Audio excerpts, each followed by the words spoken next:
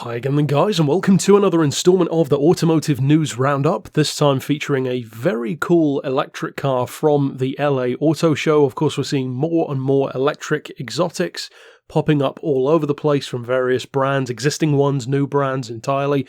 This one's kind of a fusion of the two, because for those who are unfamiliar with Karma, you've probably heard of the name before, at least in a different form, thanks to Gran Turismo, because of course there was the Fisker Karma, a weird kind of alternative to the Tesla. It's a hybrid, not a full EV. I'm actually a big fan of the car, I love it, but this is connected to that, because that brand went away and Fisker Karma became Karma. So now Karma is the brand, and this is called the SC2 concept. Now the SC1 was a similar looking machine, but more of an open top kind of speedster version in red. This one is, as you can see, more the GT style coupe, kind of a long distance look to it. And it kind of reminds me actually of a Bristol Fighter in terms of the shape. Very cabin backward, long bonnet kind of design, which you don't actually see that often in electric cars. They tend to be mid-engine style machines, even though technically they don't really need to be, of course, because it's electric. So there is no engine in the middle necessarily.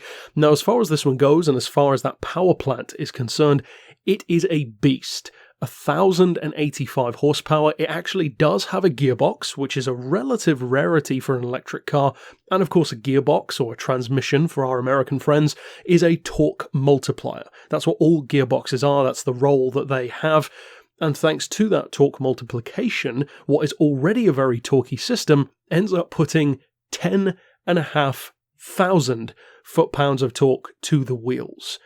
That's quite a lot, and it allows the car to hit 60 in 1.9 seconds according to Fisker. No word on top speed, but the Karma wasn't exactly a fast car for top-end performance, and even their newer vehicle, the Revero, which I love, which looks a lot like the Karma did back in the Fisker days, but is now electric again.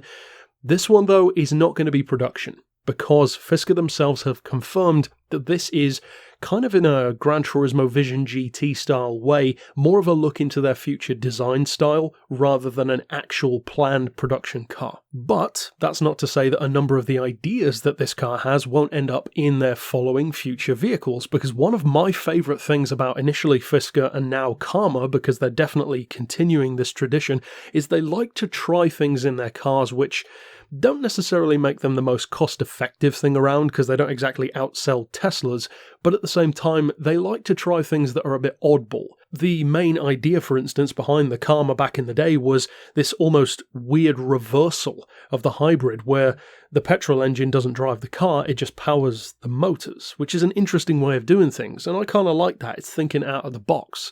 Likewise with this one, there's a lot of stuff on it which isn't going to reach production in this form, but certainly could in other forms in the future. Now, you've got a lot of supercar kit on this car, regenerative braking, which incidentally are also carbon ceramic brakes, claimed 350 miles of range, which is good for an electric car. That tends to be around what most electric exotics are claiming these days.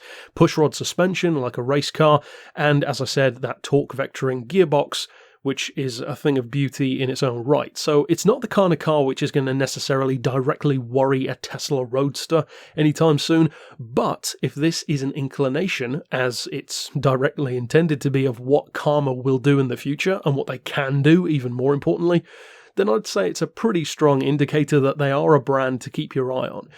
Initially, the Fisker Karma wasn't the best-selling thing around, but I think with this new evolution of the idea, if you will, of having these slightly more oddball, alternative electric and hybrid cars, I think they've found their niche in the market. They're almost like the Spiker or Pagani of electric and hybrid cars, and I love them for that. It's one of the main reasons why I loved it in the Fisker days, and why I still do now.